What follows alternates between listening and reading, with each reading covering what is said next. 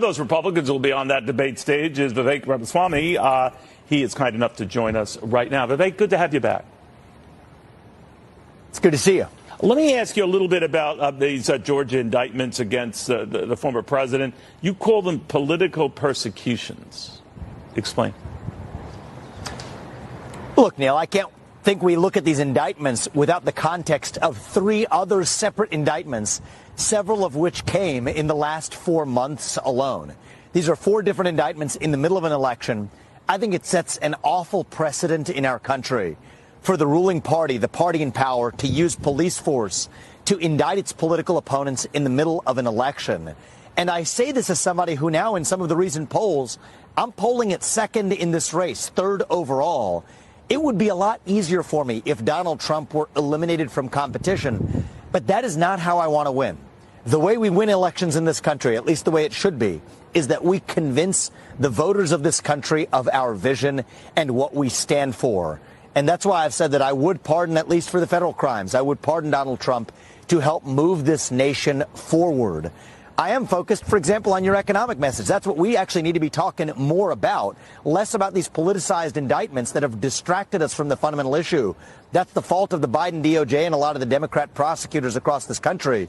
Instead of explaining why Bidenomics is actually a farce, it is a failure, with actual more job openings in this country than there are people looking for work. Price increases that are indeed permanent when wages have not gone up over the same period. That is how we're going to win this election in a landslide.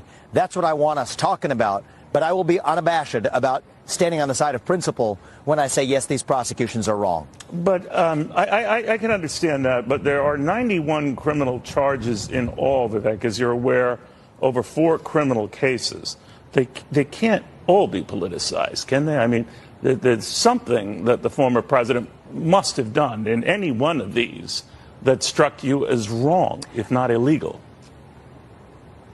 I think, Neil, just because the government has brought a case, if we're going to be a culture that now starts to say there must be something wrong, if the government has charged 91 counts, I think that's a people of sheep. And when the people behave like sheep, that breeds a government of wolves. Well, you don't think that's there's the reality. And so, no, I am skeptical. Case, Vivek, you don't think there's anything in this case that shows or even strongly hints of the former president trying to reverse that Georgia contest? Neil, you know, I've had this conversation before. There's a difference between a bad judgment and an illegal act. And I viewed this indictment in the context of, as you put it, 3 other independent indictments. The first one beginning in New York for a novel election and campaign contribution theory, to one that has a novel theory of interpreting the Presidential Records Act, to a novel theory of attorney-client relationships. When you have a series of novel legal theories that are used to indict a prior U.S. president and a sitting candidate in the middle of an election, I just don't think that's good for the country. I'm in this to lead our nation forward, not to be a political commentator or legal analyst on a series of legal cases. But what I will say as a candidate in this race is that I do not think it is good for our country to set this precedent. No, I understand that, is on reuniting this country, on leading us forward, Vivek, and that's going to make my job more difficult. I understand. But when you have the Republican governor of Georgia who has said this report is irrefutable and that this was an attempt at voter fraud that was scorching.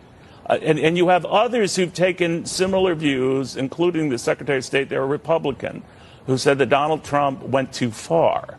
Wouldn't you put your trust, or at least your instincts, in those guys, Republicans, who said that this has been well examined, aggressively examined, and there was nothing to it? Neil, I have one question in my mind. I'm running to be our next president. I ask, what is in the interest of this nation? Do I believe that these prosecutors or these elected officials or these federal prosecutors are advancing the interests of this nation when they're bringing this unprecedented indictment, not one time, but now 4 times over? No, I think our country is worse off because of this politicization. Would I have made different decisions than Donald Trump did?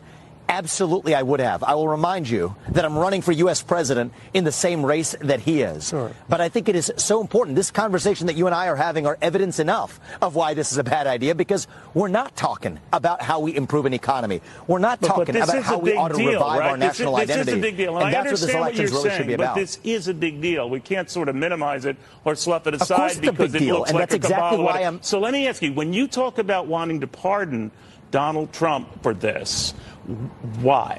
What would be good about that if you became president of the United States to pardon him? I think the right answer for this country is to move forward, not to get into a weaponized tug of war between two political parties that then make a habit of using politicized police force against their political opponents. That is the stuff of banana republics. That is not what I want to see the United States of America devolve into. We should be able to disagree fiercely with one another, but still sort out those disagreements through our civic process, culminating at the ballot box. Well, every person's voice and vote counts equally. That is how we do things in the United States, not by eliminating our opponents using backdoor mechanisms. And so my chief reason for pardoning Donald Trump, at least of the federal offenses, which will be what's in my power, that includes the New York State offenses because they include the charge of an underlying federal offense as well. It will be to move this nation forward, because my motivation in being U.S. president, Neil, is that I don't want to lead us to a national divorce. We're skating on thin ice as a country right now. That is a fact. I want to lead us to a national revival that will take forward. That is also why I'm saying even now, when it would be in my self-interest as a candidate to see Donald Trump eliminated. By some counts, that would put me at #1 in the Republican primary polls. That is not how I want to see it done, which is why I've been so particular about being vocal on this, because I stand on the side of principle over partisan politics. All right. You also spoke recently about the idea of seeking out Donald Trump as someone you would use as an advisor. What did you mean by that? Well, I was asked about the cabinet members I would choose. Who would I choose? Other rivals of mine in the Republican primary field? The answer is I think several of them could be good cabinet members. And then I brought up Donald Trump because I don't think that he would serve in my cabinet, but the role I'd want to see him play is to, yes, be an advisor on understanding where he might have fallen short if he were to do it again on shutting down the administrative state, because that's the top of my domestic policy agenda. Shut down that administrative bureaucracy, shut down the deep state, reduce the federal employee headcount by over 75%. Turns out I've read the law, Neil. Civil service protections, they don't apply to mass layoffs. And mass layoffs are absolutely what I am bringing to the D.C. bureaucracy. But I would like to not have to learn those lessons all over again, but to build on where President Trump left off with the America First agenda. I'm in this race to take that America First agenda to the next level. And yes, in a way that unites this country. And I will take everybody's help, including Trump's help, in making me successful in that role. All right. We'll follow it closely. Vivek, very good seeing you again. Thank you very much. Vivek Ramaswamy, the presidential candidate, he will make that debate stage next week for that big debate. We have a lot more coming up, including the latest on those catastrophic wildfires.